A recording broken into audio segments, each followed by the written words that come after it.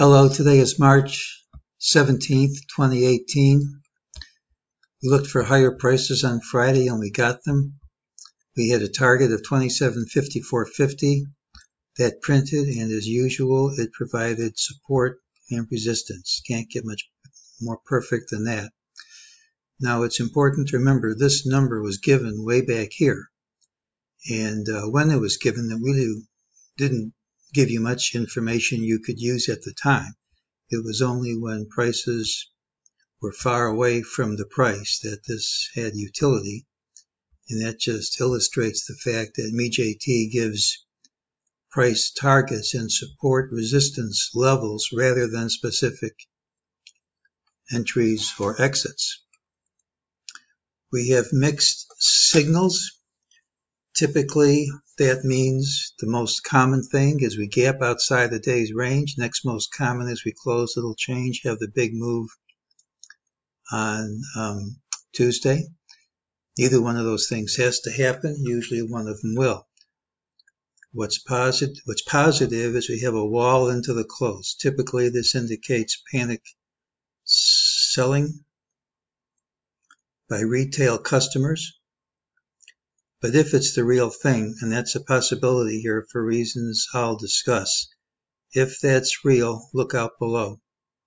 The bulls need to invalidate this move, show it was panic selling by gapping up and promptly taking out this high and preferably this one. That's the positive. Negative is we gapped up, hit a series of new highs, couldn't hold on to any of them. As we'll see later, we couldn't hold on to some very important levels in addition to these highs. Here were the MEJT signals. Early on it said ultimately higher prices would print. They did. Here it gave a sell signal and the minimum has been satisfied. Now the rules in my book for weak sells and strong sells. This meets the criteria for a steep drop so long as this high is not overtaken. We came awfully close, which is a direct hit, and moves from direct hits can be very strong. So if we don't take this out fast, this down move is for real.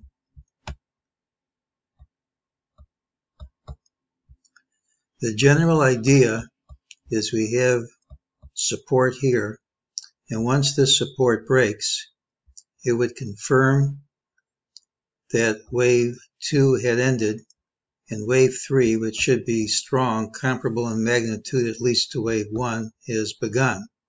It would mean a strong, steep drop would be coming.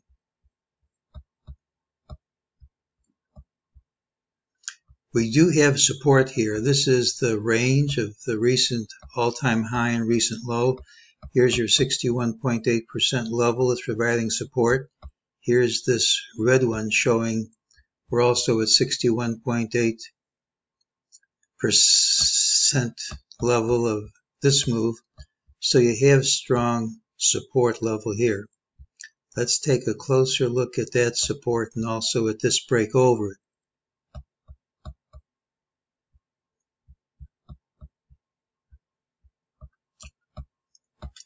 Here you've got your 5 waves down.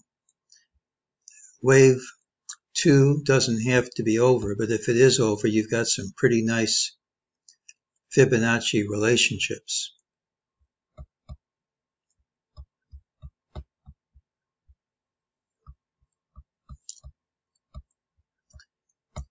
Well, here was support right about this level. You'll see here's the Andrews pitchfork.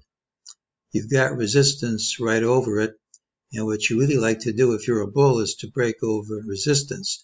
And the one consolation you can have is that at least, so it seems, we've closed over this break above support. So support resistance lines, if you're under it, it's resistance. If you're over it, it's support.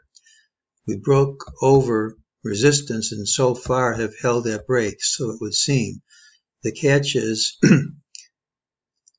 SPX has elements and they don't all open at the same time. So to see if we've held above this break, you really have to look at futures prices, which don't have any such limitation.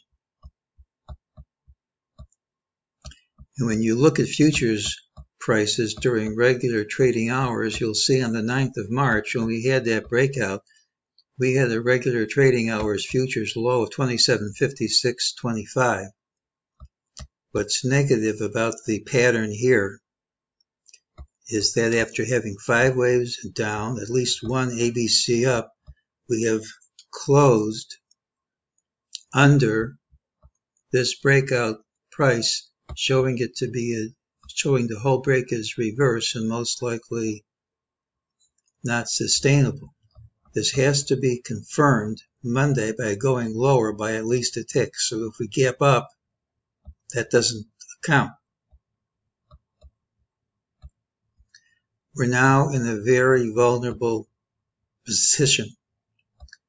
We've had our 5 waves down. We've had 3 waves up. We've broken through support. We've actually shown that the breakout over support is not valid so long as this is maintained at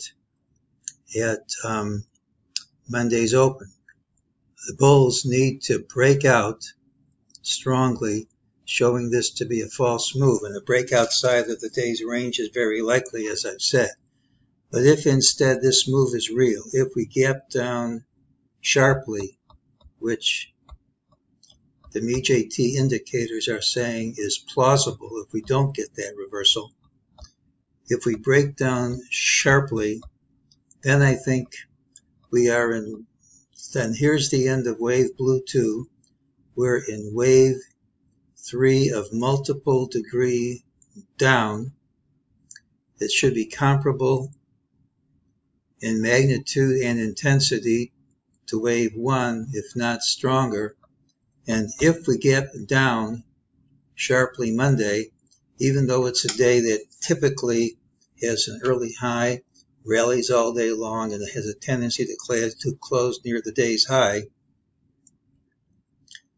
when that fails, it goes down in a straight line.